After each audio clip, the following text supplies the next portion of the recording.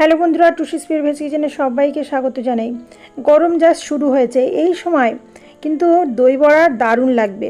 তো এই দই বড়াটা একটু অন্যরকমভাবে বানাচ্ছি আজকে, আর এটি চাট দই বড়া বললে বেশি ভালো লাগবে। তো চলুন শুরু করা যাক। এখানে দেখুন 1.5 কাপ বিউলির ডাল আমি সারা রাত্রে ভিজিয়ে রেখেছিলাম, একদম নরম নরম হয়ে গেছে। এবার এটিকে সুন্দরভাবে মিক্সিতে দিয়ে পেস্ট করে নেব। এর মধ্যে দিয়ে দিলাম 2টি কাঁচা লঙ্কা আর 1টি শুকনো লঙ্কা, আর দিলাম সামান্য একটু জল। খুব বেশি জল দেবো না, তাহলে ঝোল ঝোল হয়ে যাবে, সেই জন্য সামান্য একটু জল দিয়ে দেখুন পেস্টটা ঠিক এরকম হয়েছে। খুব ঝোল না, আবার খুব শক্ত নয়। তো এবার এর মধ্যে দিয়ে দেবো স্বাদমতো লবণ, সামান্য একটু হলুদ, আর দিচ্ছি 1 চামচ তিল। তিল দিলে গালে পড়লে খেতে ভালো লাগবে, সেই জন্য আর দিলাম সামান্য একটু জোয়ান। আমি হাতের ওগড়ে দিয়ে দিয়েছি, দিয়ে সুন্দর করে ফেটিয়ে কিন্তু মাখিয়ে নিতে হবে। এটি যত বেশি ফেটাবেন তত বেশি সুন্দর হবে, ভিতরটা সফট সফট তৈরি হবে। তো ভালো করে ফেটিয়ে মাখিয়ে নিলাম। এবার যখন কড়াইতে তেল গরম করে ছোট্ট ছোট্ট আকারে দই বড়াগুলো করব। আমি আজকে বড় করে করছি না, ছোট্ট ছোট্ট আকারে করে নেব। দেখতে যেমন সুন্দর হবে, খেতেও অসাধারণ লাগে এইভাবে তৈরি করলে। তো এবার দেখুন উল্টে পাল্টে কিছুক্ষণ ধরে এটিকে ভেজে নেব। আর একদম ফ্লেমটা কিন্তু হাই দেবো না, মিডিয়াম টু লোতেই রাখবো, রেখে কিন্তু ভেজে নেব। আর অপর দিকে দেখুন আমি দইটাকে একটু মিক্সিতে ফেটিয়ে নেব। আর এর মধ্যে দিয়ে দিচ্ছি ধনেপাতা। আলাদা করে ধনেপাতার চাটনি করছি না, ধনেপাতা আর দইটা সুন্দর করে ফেটিয়ে নিয়েছি সামান্য একটু বিট লবণ দিয়ে। আর এদিকে বড়াগুলো আমার সুন্দরভাবে ভাজা হয়ে গেছে, বড়াগুলো তুলে নিচ্ছি একটি থালার মধ্যে। আপনারা আগে যে দই বড়াটা আমি আগে রেসিপি দেওয়া আছে, বা অন্য দই বড়াগুলো যেমন হয় যে তুলেই জলের মধ্যে দেওয়া হয়, এটি কিন্তু জলের মধ্যে দেবো না, এটি শুকনো রাখবো। আর শুকনো গরম গরম দই দিয়ে সার্ভ করব, যেটি খুবই মচমচে লাগবে। এবার দেখুন ফেটানো দইয়ের মধ্যে বড়াগুলোকে দিয়ে দিলাম, আর এটি একবার বেশ মচমচে হয়ে গেছে, খেতেও অসাধারণ লাগে এইভাবে, সেই জন্য আমি জলের মধ্যে দিচ্ছি না। সুন্দর করে মিশিয়ে নিলাম। এবার সার্ভ করব বোলের মধ্যে।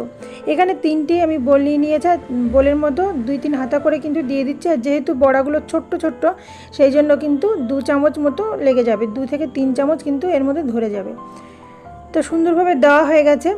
আর এর মধ্যে দইয়ের চাটনিটাও দেওয়া হয়ে গেছে, দই আর ধনেপাতার যে। আর উপর থেকে দিয়ে দিলাম একটু আমি চটপটা হওয়ার জন্য সামান্য বিট লবণ এবং চাট মশলা।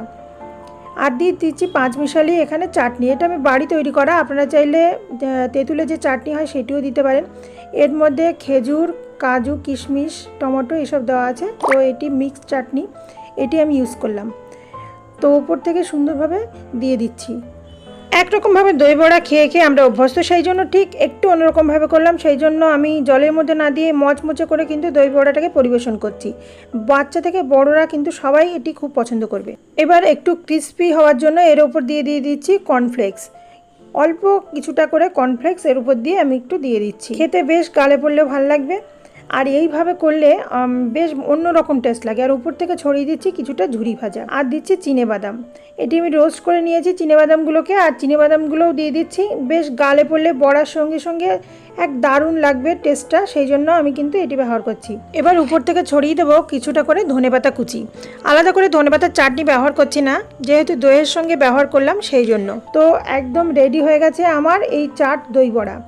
তো এইভাবে গরমের সময় করে দেখবেন, অসাধারণ লাগে আর এইভাবে ভাল লাগে। আর আপনারা চাইলে এটিকে ফ্রিজেও রেখে কিন্তু খেতে পারেন, সেটিও কিন্তু ভাল লাগবে। বা সঙ্গে সঙ্গে গরম গরম এইভাবে সার্ভ করবেন, ভাল লাগবে। আর উপর থেকে আপনারা চাইলে যে বেদানাগুলো হয় সেটিও কয়েক দানা ফেলে দেবেন, তাহলে দেখতেও যেমন সুন্দর লাগবে, খেতেও খুবই ভাল লাগবে। তো অবশ্যই ট্রাই করার অনুরোধ রইল। আজকের এই রেসিপি কেমন লাগলো অবশ্যই কমেন্টে জানাতে ভুলবেন না। এতক্ষণ দেখার জন্য ধন্যবাদ। পরের দিন ফিরে আসবো অন্য একটি রেসিপির সঙ্গে। ভালো থাকুন, সুস্থ থাকুন। দেখতে কেমন লাগছে, দারুণ লাগছে না? আর যারা ফেসবুক থেকে দেখছেন তাদেরকে অবশ্যই পেজটিকে ফলো করার অনুরোধ রইল।